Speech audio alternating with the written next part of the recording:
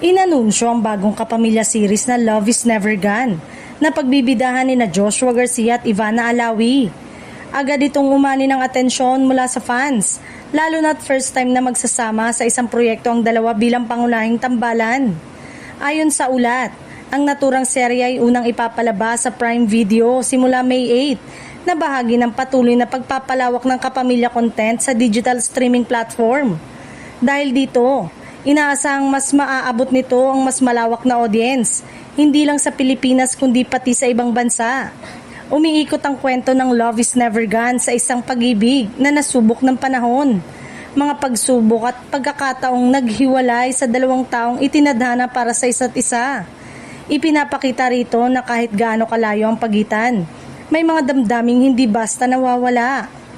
Excited ang fans sina Joshua at Ivana sa kanilang tambalan dahil kilala ang dalawa sa kanilang husay sa pag-arte at natural na chemistry sa screen.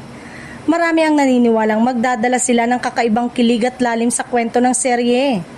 Bukod sa love story, inaasahan ding maghahatid ang serye ng matinding emosyon at relatable na eksena na tiyak na tatago sa puso ng mga manonood.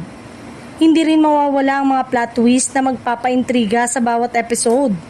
Sa nalalapit na premiere nito sa May 8, mataas ang inaasahan ng publiko sa Love is Never Gone. Isa na naman itong proyektong magpapakita ng lakas ng kapamilya storytelling sa modernong panahon ng streaming.